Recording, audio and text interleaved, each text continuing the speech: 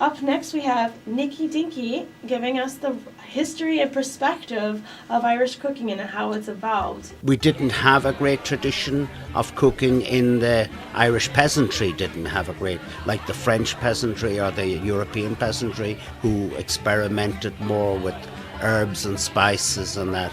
We really didn't have that tradition. They were plain cookers. They overcooked meat. Fish we despised, and we're an island country, but we never eat a lot of fish. And to this day, Irish people do not consume a lot of fish. In the 50s and 60s and 70s, we would not have been known. We would have known to have earthy food, but not gourmet food. How are Irish restaurants here different from ones actually in Ireland? The food we serve in an Irish restaurant here is not probably what's served in an Irish restaurant in Ireland. I think we do shepherd's pie here. Like shepherd's pie at home in Ireland would not be a familiar dish. Corned beef, of course, as everybody knows, is a completely Irish-American dish, because I was never aware of that till I came to America. But the standards, again, I think we have improved in the Irish pub industry here in America, especially in New York. I see that a lot of the Irish pubs now are stepping up with the quality of food. I think as a society, again, becomes more health conscious, you have to change your menus to suit that market. I think people are coming to bars more now for a food experience as much as a drink experience. And I think we as the Irish publicans have to keep abreast of that. I've read that Molly's is called the most authentic Irish bar in New York City. What exactly does that mean? What makes it so authentic? Molly's evokes a lot of the Irish nostalgia for Ireland, because it is a very traditional pub. It's got the fireplace, it's got the sawdust on the floor. It's not in-your-face nationalist Irish bar. It's very Irish friendly. That it welcomes everybody at the same time. I'm very proud of that, you know. And it's like the Irish pub in that the television has no sound on it. I'd love to get rid of the television altogether. There's no jukebox anymore. There's a low CD, a low iPod. We encourage it as a conversation pub. I'm very proud of the longevity of our employees there. Right? You can come to Molly's 20 years ago and you can walk into Molly's today and the same staff are there. I think that's what makes Molly's a lot of the time. The same staff are there. My bartenders are there 24 years. The chefs are with me since I opened. The porters are there a long time since we opened. The waitresses, they won't give me a penny for saying this, but they're there a long time too, so they are. And they bring that Molly's flavour to the place. This is that type of family pub, you know. It's a family experience. We're not Nouvelle cuisine. You'll be well fed when you leave, and you'll have a great pint of Guinness, and you'll be able to talk to the person at the table beside you, and I think it's a wonderful pub. I do, even though I own it. I'd love it if I didn't own it, you know. What are your thoughts on St. Paddy's Day? Do you like how it's celebrated in the city? I love it. I think it's a wonderful thing for Irish people to embrace. It's wonderful to see Indian people and people from Eastern Europe and people from South America and people from the islands all embracing the Irish that day. I love it. And I love all the paraphernalia that goes with it, the leprechauns and that. It's fun. It's goodwill. It's a bit of America at its best, embracing, you know, and welcoming everybody. Well, that was Pete O'Connell. He's the owner of Molly's in New York. It's what I like to call a little piece of Ireland on 3rd Avenue. You'll find it between 22nd and 23rd Street. What I found most interesting about when I was talking to Pete was that he wasn't really trying to defend that Irish cuisine is something that it's not. You know, a lot of people have this notion that it's kind of bland and plain, and he wasn't really saying that it wasn't. He was kind of explaining, you know, how that came to be, because it's kind of a tradition in itself.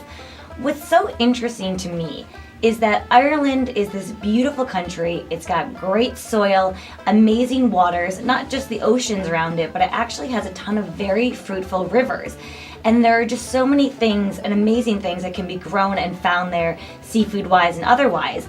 And what's exciting to hear and really see is what's happening there as the Irish cuisine is really still growing. You know, Italians, for example, have a strong tradition of food and cooking, and we all know Italian food. And though I'm sure that there are plenty of restaurants in Italy that are trying new things and still upping their game, It's a kind of cuisine that's pretty much set, where Irish cuisine seems to still be finding its place in the culinary world. They're still developing new traditions and new styles. For example, Pete was telling me about some great cheeses and seafoods in particular that are now being produced in Ireland and shipped all over, and a slew of new restaurants that are really making an effort to take this type of cuisine to the next level. It's just really exciting to see where it's going to go next. It's still developing, so we're kind of getting to see, where it started and where it's headed.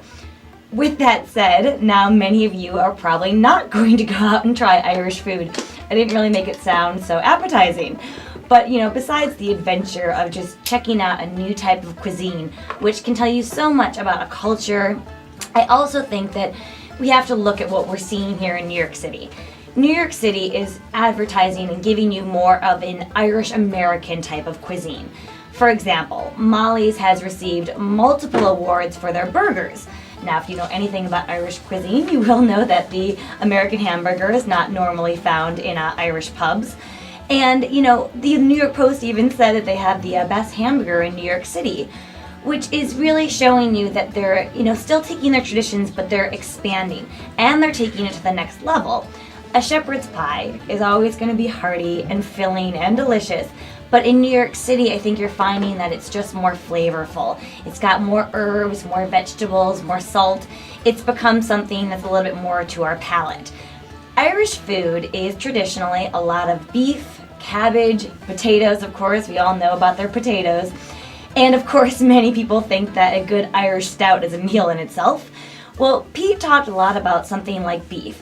There's a lot of beef in Ireland, but we don't really look at it as the kind of beef we want to eat, but really for the basic reason that it's so commonly overcooked and obviously made very tough and dry in a traditional sense of Irish preparation. They eat everything very, very, very well done, which of course we know, especially in New York City, is not what we're used to.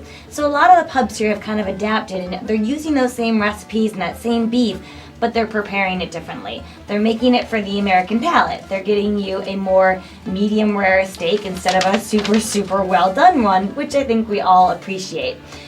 And besides, I think the food is really good and something to experience. I think almost more than that, the thing that I loved about Molly's is the atmosphere. It really is this sense of family. I know he mentioned that the staff's been there forever, and this is not just a hype, this is just the sense of a great Irish pub.